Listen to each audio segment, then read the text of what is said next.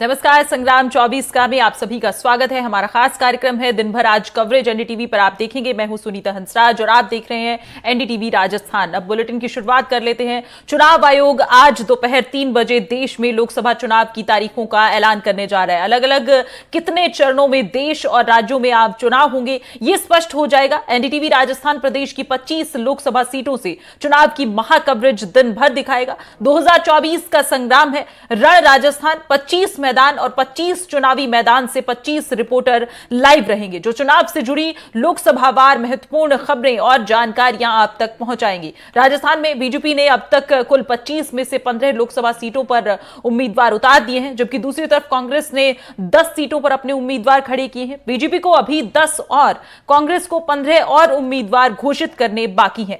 लोकसभा चुनाव के साथ सिक्किम, अरुणाचल प्रदेश, ओडिशा और आंध्र प्रदेश के विधानसभा चुनाव की तारीखों का भी ऐलान होगा।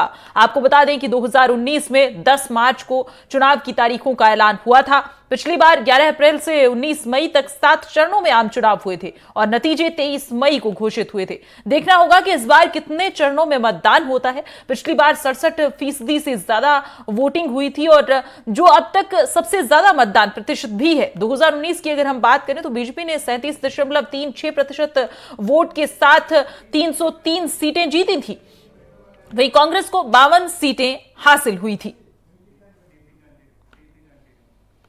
राजस्थान में कई सीटों पर मुकाबला कांग्रेस और बीजेपी में रोचक होने जा रहा है। तो कांग्रेस के 10 उम्मीदवार कौन से हैं, बीजेपी के 15 उम्मीदवार कौन से हैं, हम आपको दिखा रहे हैं। साथ ही किन सीटों पर आमने सामने रोचक मुकाबला होगा वो भी दिखा रहे हैं। बीजेपी के जिन 10 सीटों पर उम्मीदवारों का ऐलान होना बाकी है उनमें जयपुर शहर, जयपुर ग्रामीण, अजमेर, भीलवाड़ा, दौसा, गंगानगर, झुंझुनू, करौली, धौलपुर, टोंक, सवाई माधोपुर, राजसमंद लोकसभा सीटें शामिल है। जबकि कांग्रेस की तरफ से अभी 15 और सीटों पर उम्मीदवारों की घोषणा होना बाकी है। उनमें जयपुर शहर, जयपुर ग्रामीण, अजमेर, भीलवाड़ा, दौसा, गंगानगर, करौली, धौलपुर, राजसमंद, कोटा, बूंदी, बाड़मेर, नागौर, बारां, झालावाड़, पाली, बांसवाड़ा और सीकर की सीटें शामिल हैं। अब लोकसभा चुनाव के लिए कुछ राज्यों में विधानसभा चुनाव की तारीखों का भी ऐलान होगा, जिनमें ओडिशा, सिक्किम, अरुणाचल प्रदेश और आंध्र प्रदेश जैसे राज्य शामिल हैं। चुनाव तारीखों के ऐलान के साथ ही पूरे देश में आचार संहिता भी लागू हो जाएगी और 2024 लोकसभा चुनाव में 97 करोड़ लोग वोटिंग कर सकेंगे। चुनाव आयोग ने 8 फरवरी को सभी 28 राज्यों और 8 केंद्र शासित प्रदेशों के वोटर्स से जुड़ी स्पेशल समरी रिवीजन 2024 रिपोर्ट जारी की थी। आयोग ने बताया था कि वोटिंग लिस्ट में 18 से 19 साल की उम्र वाले 2 करोड़ नए वोटर्स को जोड़ा गया है। तो 2019 लोकसभा चुनाव के मुकाबले रजिस्टर्ड वोटर्स की संख्या में 6% की बढ़ोतरी हुई है। जेंडर रेशो भी 2023 में 940 से बढ़कर 2024 में 948 हो गया है। तो चुनाव की तारीखों का जल्द ही ऐलान होने वाला है।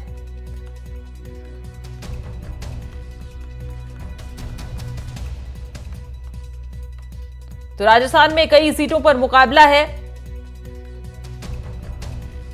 तारीख का ऐलान आज होना है। दोपहर 3 बजे चुनाव आयोग की प्रेस कॉन्फ्रेंस होगी। 2024 लोकसभा में चुनावों की अगर हम बात करें तो 97 करोड़ लोग वोटिंग कर सकेंगे। 18 से 29 साल की उम्र वाले 2 करोड़ नए वोटर्स होंगे।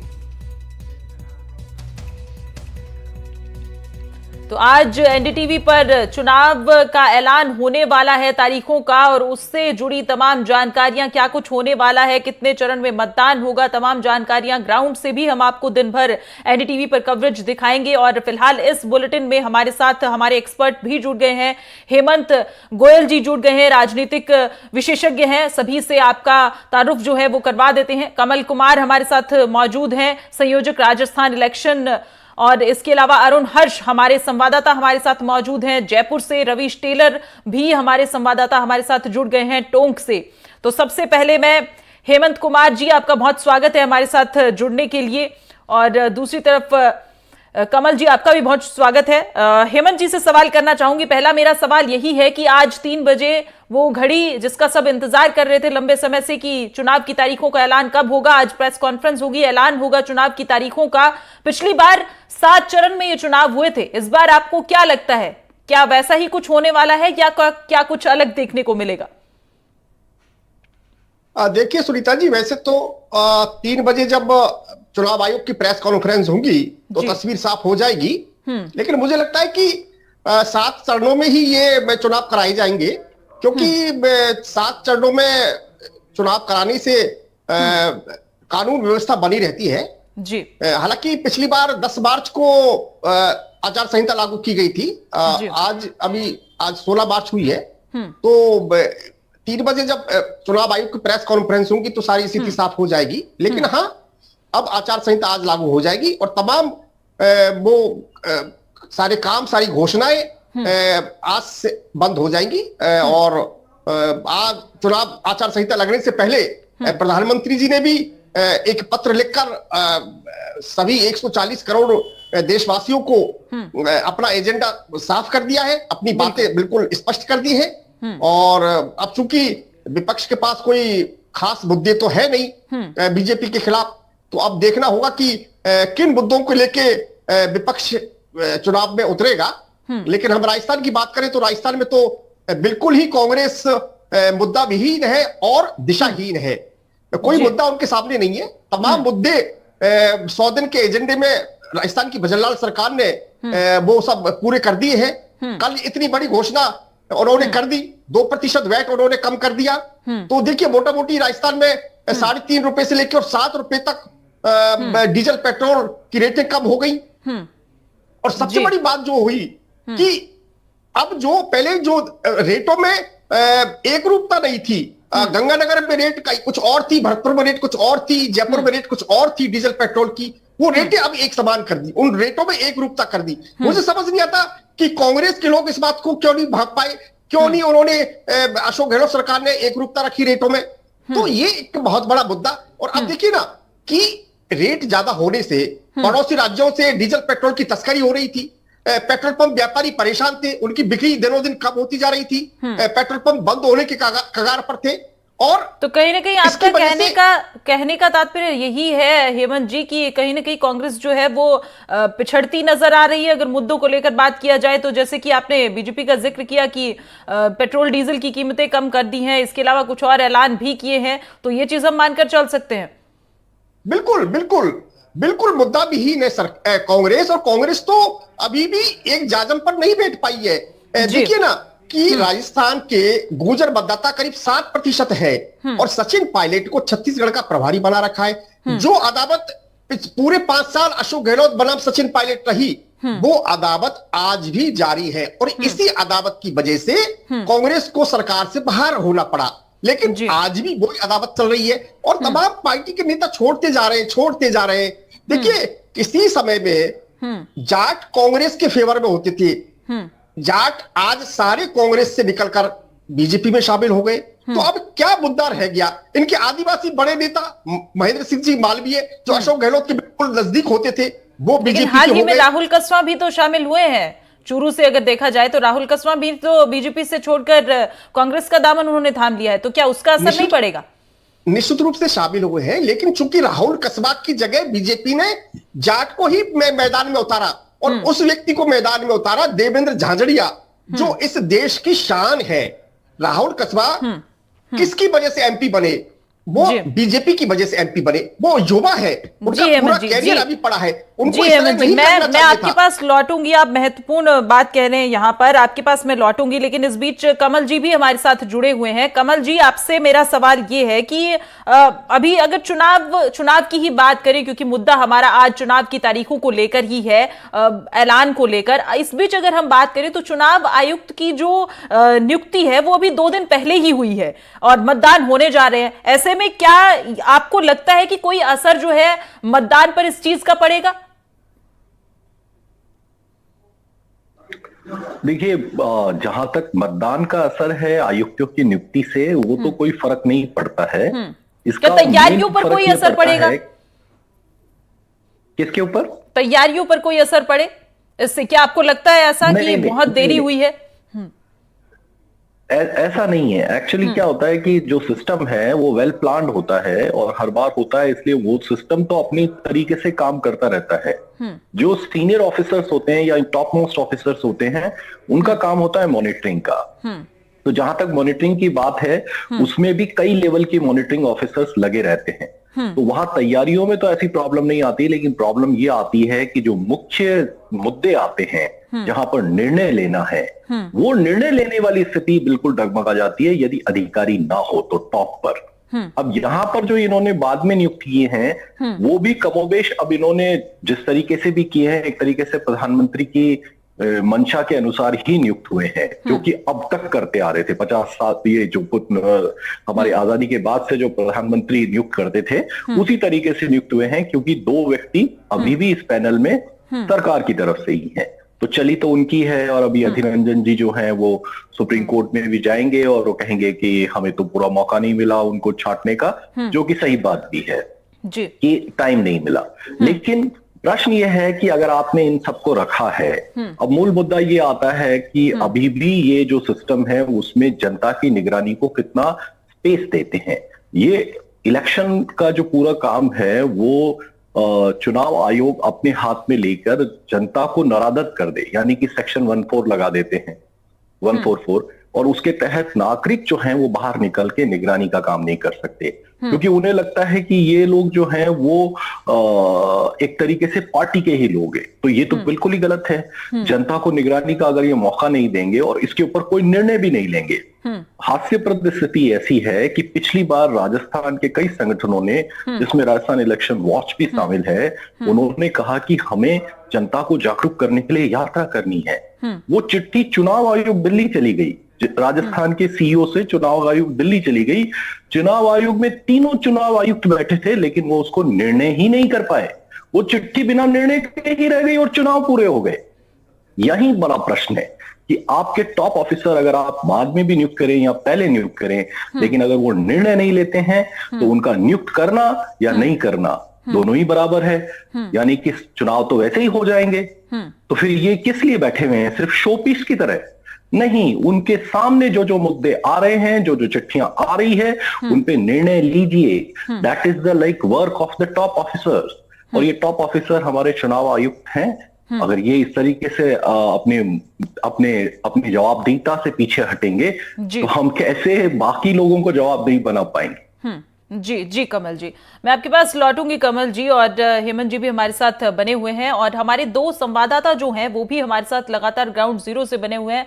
अरुण हर्ष हमारे साथ जयपुर से हैं और रवीश टेलर टोंक से हमारे संवाददाता हमारे साथ जुड़े हुए हैं। अरुण, सबसे पहले आपसे मेरा सवाल है कि एनडीटीवी की ग्राउंड रिपोर्ट में हमने अलग अलग मुद्दों को दिखाया, अलग अलग चीजों को दर्शाया कि किस तरह से जो लोग हैं वो किन मुद्दों को लेकर उनकी चिंताएं हैं या वो क्या कुछ अपेक्षाएं करते हैं सरकार से। तो आपको क्या लगता है, आप ग्राउंड पर कवर कर रहे हैं, क्या कुछ हो रहा है ग्राउंड पर उन मुद्दों को लेकर? क्या चुनाव में उनका कुछ असर दिखने को मिलेगा?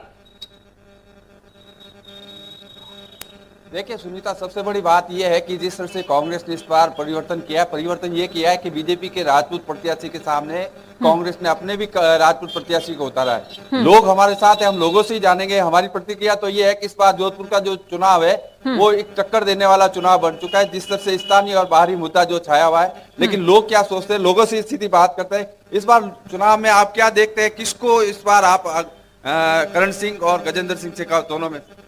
जो पॉलिटिकल लीडर अच्छा हो, कार्यकर्ता हो, राष्ट्र का विकास करे, वही अच्छा है, उसी को वोट दें। क्या लगता है चुनाव में टक्कर रहेगी इस बार? टक्कर नहीं रहेगी। गजेंद्र सिंह ऑलरेडी वो मंजे हुए कलाकार है, ये अपने प्रॉपर्टी डीलर से या कहीं ये बिल्डर हैं आए हैं, तो इनका कोई कंपटीशन नहीं कह सकते। हाँ नहीं, एक्चुअली क्या है कि पब्लिक का यदि लीडर ने अपना काम किया है तो डेफिनेटली वो वोट उसी को मिलेगा जो अच्छा कैंडिडेट है। क्या मुद्दे रहेंगे प्रीतम जी इस बार? मुद्दे तो स्थानीय मुद्दे है, जो जोधपुर की लोकसभा के तमाम मुद्दे, सबसे बड़ा मुद्दा तो पानी का मुद्दा है। आज जोधपुर के तमाम लोगों ने ये सोचा था जोधपुर लोकसभा के भाई हमारा एक मंत्री जो केंद्र के अंदर जल संसाधन मंत्री बना, जल संसाधन मंत्री बनने से लगा कि गाँव ढाणियों के तक पानी पहुंचेगा। लेकिन आज की समस्या ये है कि कई गांवों में जाकर के देखिए विरोध प्रदर्शन हो रहा है, तो 10 साल बाद में भी आपने नल पानी कहीं भी पहुंचाया नहीं। अगर हम चाहते थे कि भागीरथी नहीं आप जोधपुर तक ला सकते थे, इतने बड़े मंत्री थे, तो लेकिन गांव ढाणी ढाणी में जो पानी की व्यवस्था होनी चाहिए वो हो नहीं पाई। अब देखते हैं आगे पब्लिक इसको क्या चाहती है। क्या स्थानीय और बाहरी मुद्दा छाया रहे? बिल्कुल स्थानीय और प्रभारी मुद्दा छाया रहेगा। इसके अलावा सबसे बड़ी बात यह है कि 10 साल हुए जल संसाधन मंत्री भी रहे, केंद्रीय मंत्री रहे, लेकिन एक काम ऐसा हो जो जोधपुर संसदीय क्षेत्र के लिए किया हो। यहाँ तक कि झूठ के अलावा कुछ नहीं हुआ। 2.5 साल पहले इन्होंने बोला था कि ये DPR बन रही है और ये एलिवेटेड रोड बनेगी, उसके बाद में भी कुछ नहीं हुआ। राज्य सरकार द्वारा केंद्रीय मंत्री गडकरी से बात की गई, उन्होंने कहा हम उसमें सहयोग करेंगे। यहाँ आकर के सारे पूरे जोधपुर में इन्होंने अपने होर्डिंग लगाए। अब वापस हाल ही 7-8 दिन पहले ये कह रहे हैं अब DPR बन रही है, तो 3 साल पहले कौन सी DPR बन रही थी ये कहती है मंत्री को बताना पड़ेगा।